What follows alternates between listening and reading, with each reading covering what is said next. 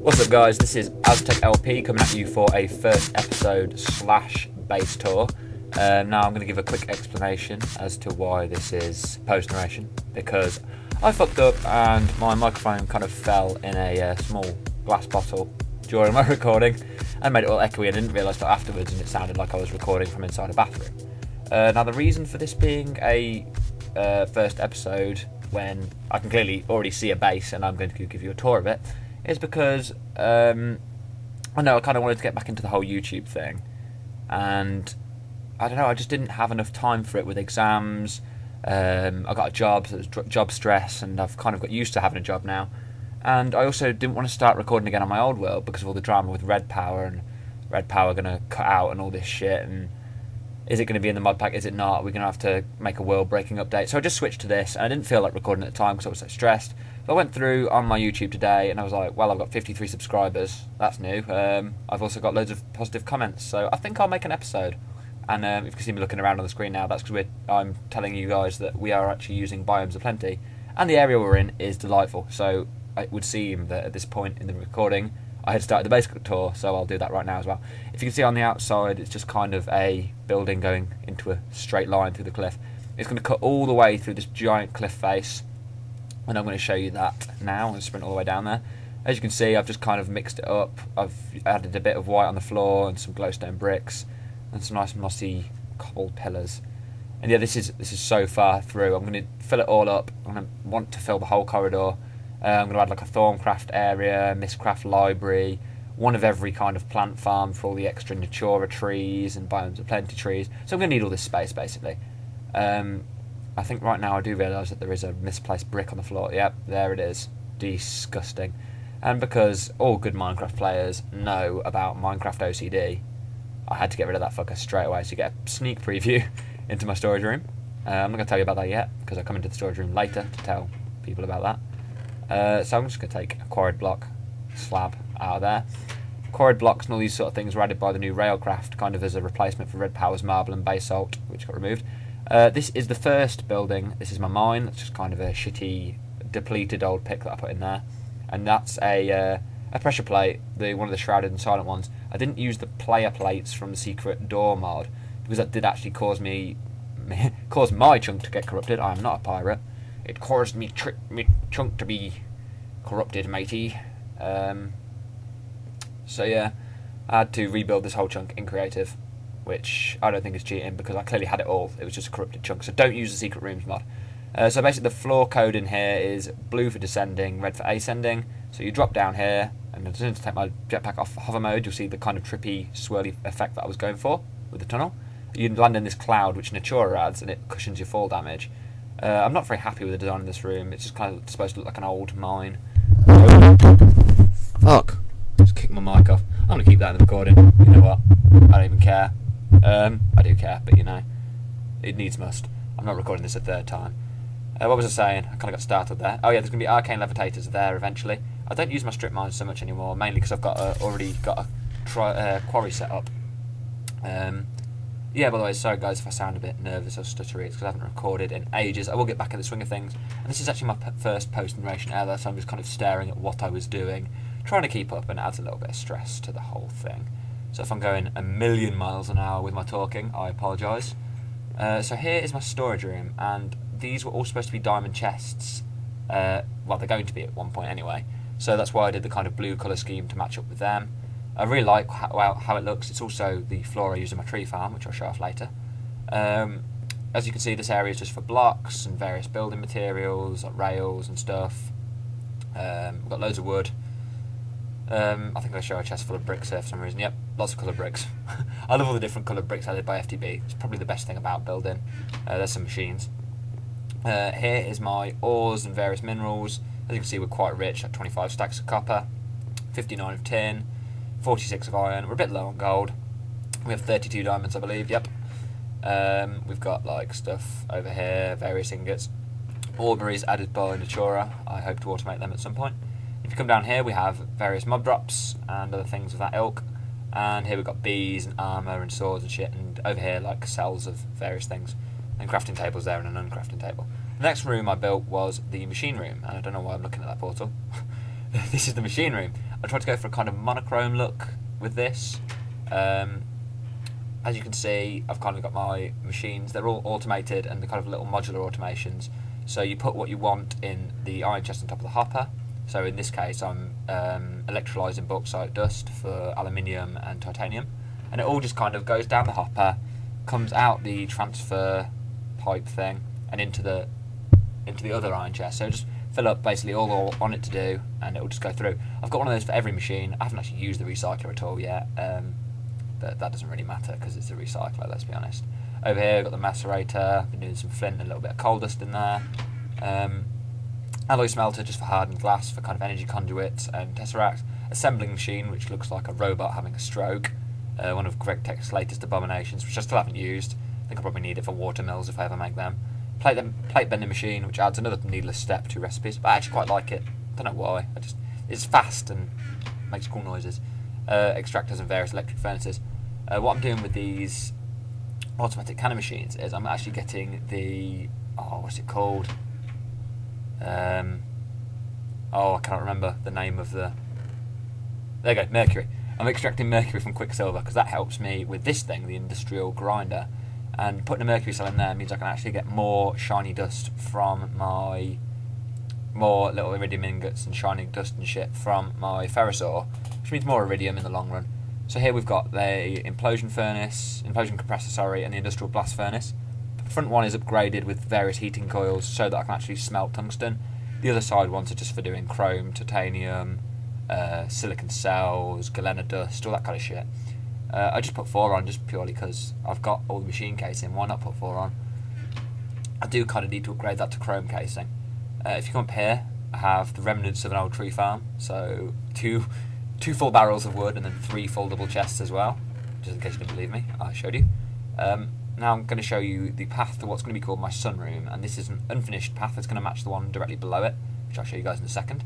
But the idea for this is to go up here, and this will come to the top of my rainforest mountain area. And I'm just going to have a big array of solars up there, probably feeding into a matter fab unit or something like that for UU matter. So I can make more UU matter and make more solar panels, which can make more UU matter, just because that's what we like to do. Plus, solar panels are a nice set and forget. Right here we have the messiest power creation system you've ever seen in your entire life, and it's probably really inefficient as well. But I tried to make a traditional biogas setup with kind of the mulch and everything, and I just wanted to poke my own eyes out. So I went for the bioreactor and biofuel generator route. These two here, they feed into my energy tesseract, which powers my quarry. The rest feed into this energy bridge here, which turns it all into EUs. You've got your various transformers there that lead into the machine room and the sorting room, which I'll show you in a minute. All the excess wood from the... well, not all. I probably need to set up some more of these high-powered boilers. But yeah, that gets the charcoal turned into steam. You need 2 energy bridges to get the most out of steam, so that all routes back into that MFSU, which I should probably sometime upgrade to an IDSU, because when I'm idling and AFKing, I get so much power building up, it's not even funny. But I've got so much wood, and what I'm doing there is I'm showing you that I'm going to build a high pressure boiler kind of room underneath, because we have so much wood spare that I'd love to turn it all into charcoal and straight into steam, just to kind of get the most out of my tree farm as I can. Right, if I come through here, we have the automatic smelting system, the ore processing room, sorry, that's what it is. You pop all the ores you've just strip mined in there, they are macerated there, and then they are put into the electric furnace, and they go into that chest right there.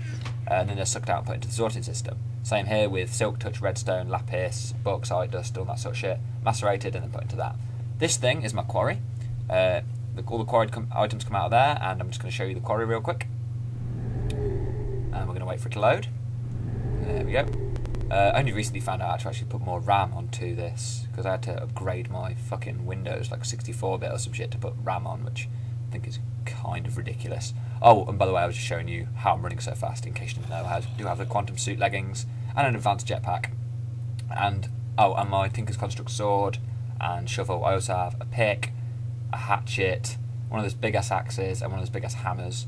If you haven't seen them before, I will show them off in an episode, and I'll probably make some different kind of things. So I do need to make the upgraded shovel as well. So this is just showing my quarry, and me wondering why my quarry is spewing fucking cobble everywhere, which always seems to happen. The coin of fortune actually makes it really hard to get rid of annoying items. So yeah, we throw those back in the quarry. And then, of course, we come over to here, and it starts spewing cobble again. We do have an energy tesseract and an item tesseract, and it's raining cobble. If anybody knows why it's doing that, please tell me. It's really fucking annoying. I don't want it to happen with like diamonds or anything.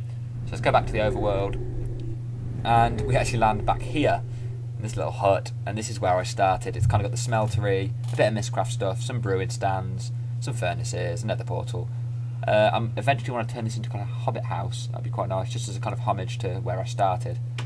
And yeah, that's just in front of my base. That's just kind of where I stopped as I was building into this mountain, which, as you can sure imagine, at the start of the game, took a lot of effort to dig into. Right over here. Oh, I forgot to show you these machines. This is the roller machine, automated, and this is for making energy conduits and tesseracts. You obviously put your redstone or your ender pearls in there, power that thing. There's 3 engines underneath it, and then that pipes straight into the liquid transposer where you put your pipes or your whatever you want to do. So if we come through down here, we're actually going to show you the sorting system for my quarries and ore processing. So it all comes through. I think I opened the ceiling in a sec to show you. It's a big confusing mess of wires and transport pipes. But what happens is you come over here, and all the quarry stuff is routed into those 2 automatic processing systems, and both the processing systems are routed into this big fuck-off pipe that goes into the bottom of the processing area, and all that stuff gets sorted into various barrels and all that good stuff, just so we don't have overflowing diamond chests, so I can AFK for ages.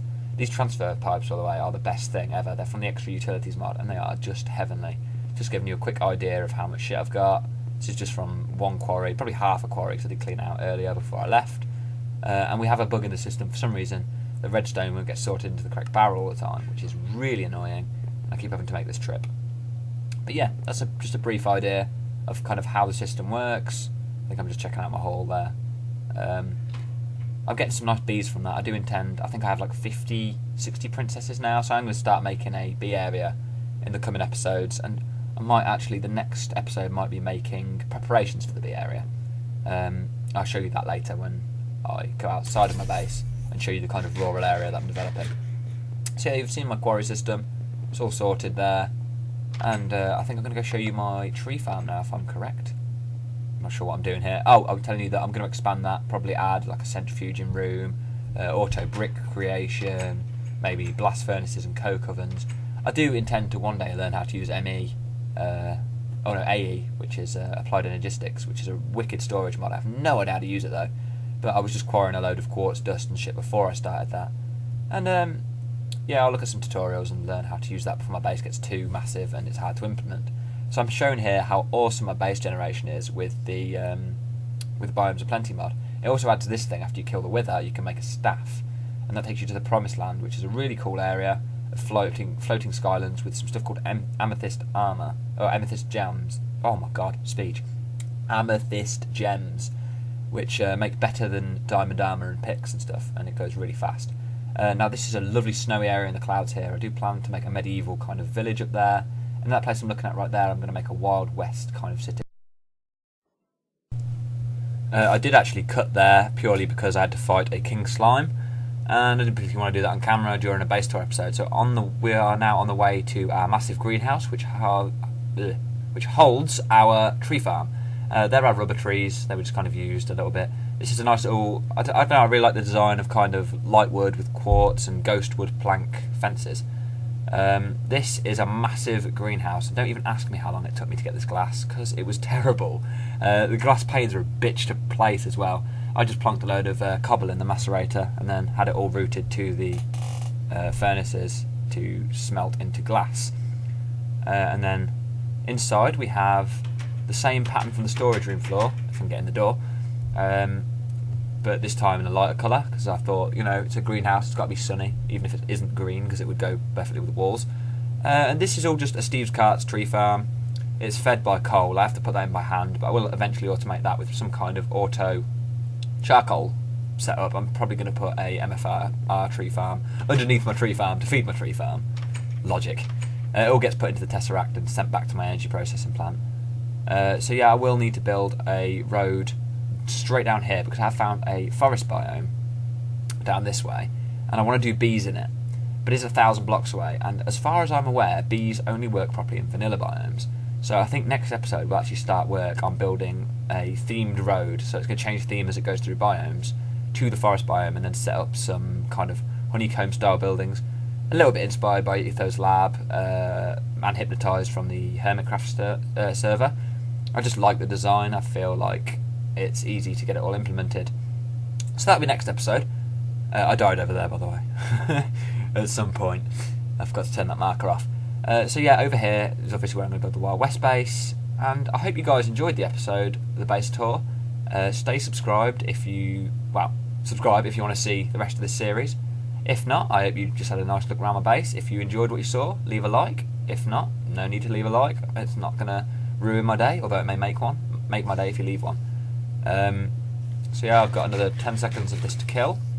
So have a good day, everyone. Bye.